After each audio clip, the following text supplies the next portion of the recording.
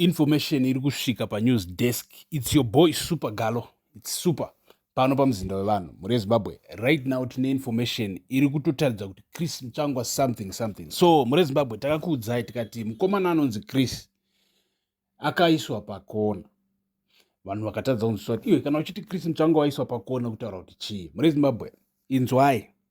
You see, it's a dangerous game right now to be in ZANU-PF because unotodaro shuwa mukati memwoyo mako iwo usingatodi zveCAB 3 zveConstitutional Amendment Bill number 3 but you are forced to support CAB 3 or otherwise basa riri kutopera. So problem manje inoitika kuvanhu vakaita sana Chris Mutsvangwa ndeyekuti maspokesperson vanhu vari kufanira kutaura kumiririra musangano vachitaura zvinhu zveZANU-PF. As spokesperson wegovernment kawe sana Nick Mangwana chichi uyu mufeso wekuti he is spokesperson webato, so ari kutofanira kutaura achisapota mukuru CAB 3 chi. So right now Chris Mutsvangwa ari kutsva kwese. Inzwai kachiti ari kutsva kwese. Uyu mufeso ari kutsva kwese, ari kusangwejwa. It's sangwage. Ari pamafanis. So inzwai mukomana uku akarumwa uku ari kutsva ifodla, ari kuita wefodla. So team faction yekwaMnangagwa zviri kunzi haichatrust Chris. In fact yakagara isingatrust Chris Mutsvangwa kubva kudhara. So vakomana vari kunzi vari kumuhlasera, right?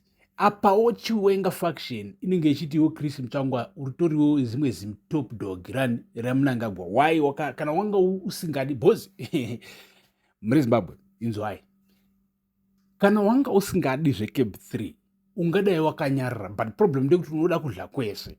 Handiti that's why uchitaurisa uchisapota CAB 3 uchiti akana rikawina ndozvireva kuti ndapinda machena, but wozoda kuuya negokuseri uchida kumira nesu isusu wekwaChiwenga. Handiti because remember Chiwenga haasati ambobudikira achiti ED 2030 haasati ambobudikira, not even once. Akatombobvunzwa mukomana waya direct kuti imwe vice president nekamunhu keVOA, remember journalist weVoice of America, akaona akasangana naChiwenga achitofamba nemukadzi wake papari pachifunction. Muri remember video yaya? I know more remember. Akatomubvunza kuti iwe muri kuti chii VP nenyaya yapresident iri kuda kuwedzegwa nyaya yekuti vasvike kuna 2030. Chiwenga ndobva dzangoseka, ndobva dzatanga kutofamba dzichitorwa pasi because he is not about that. Izvozvo ndio haasi kutombotolerata izvozvo. So vana Chris Mutsvangwa kana vanga vachida vangadai vakaregawo kutolerata, vakarega kubudikira in public vachisapota, but in fact ndi spokesperson anga asina option. So as of right now mukomana information iri kusvika kuti mukomana anga achida kubuda munyika. Takataura tikati pane runyerekupe guru kuti ego, because zvinhu zvagara zvinhu zveZANU-PF zvepolitics zvotanga guru runyerekupe. Handiti maisa because zviri kuitwa underground.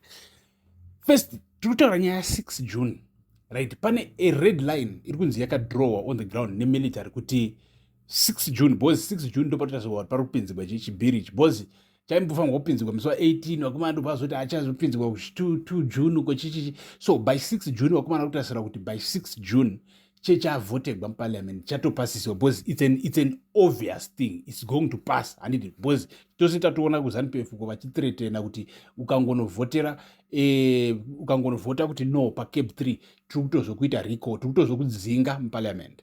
Zvakataurwa naziyambi. So chiri kunopindira chibhiwu ichi, asi pari kutadza kuti pane red line yekuti chichingopinzwa chibhiwu ichi maprocesses macourts obva atotanga. Vanhu vese vakabudikira vachisapota chibhiri ichi, especially the president and what vanobva vatotanga kutoendeswa kumacourts, and then vakomana tizotakuudza kuti military ichamake sure kuti nobody is being intimidated, kureva kuti the judges will judge this thing with free conscience, with free will.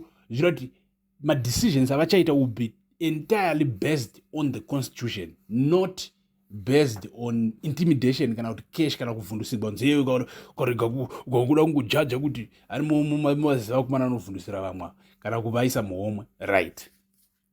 So Chris Mutsvangwa zviri kunzwa anga achida kutobuda munyika ende wabatwa paairport nevamubata. In fact kubatwa kwao aitwa hakusi kwokuti wabatwa achisungwa, kwete, but kubatwa kuti waonegwa game rake kuti arikuda kudi kubuda munyika. Izvo zvinova zvanzi aiwa vaChris Mutsvangwa hamungagoni kubuda munyika because muchine basa ramurikufanira kudi kuita. Mukomana anga achida kubuda munyika zvimwe zvazvo kungobuda pasina ari kuziva, but vakomana vamubata, ende vakomana vamubata muri Zimbabwe mufanira kunzwisisa kuti ndevapi, toda kuti tikubudire pachena because tisingadi kuti musare mune confusion. So chiri kuitika apa ndechekudai, so chiri kuitika apa ndechekuti as of right now as we speak, because unoona pane zvimwe zvinhu ndekuti unoona kuzviudza vanhu it becomes like unenge watengesa, because tisingadi kuti vanhu muzive. Pane rimwe timu out there tisingadi kuti rizive zviri kuitika behind, because rikaziva zviri kuitika behind rozongwara and but tichakuudza anyway. So chiri kuitika right now ndechekuti pane vanhu vari kuitwa monitored, they are being monitored, their moves and everything, and those people is because there are political liabilities. So Chris Mutsvangwa unfortunately arikunzi is one of those guys. Pane vari kuita monitor, vanonzwisa vanongatonzwisa nyaya dzeintelligence kuti chichi, because inyaya dzeintelligence hatizonyanyi kuti dyo inyaya dzeintelligence, remember that. Handiti maiziva, it's a political situation muri kuiona pairi. So they are being monitored and wanzi no dzoka kuvanhu, so wadzoswa kuvanhu. So stay tuned, tichange tichikupai more updates. Motiziva, it's your boy Super Galo, Super Abundance, pano pamuzinda wavanhu. Peace.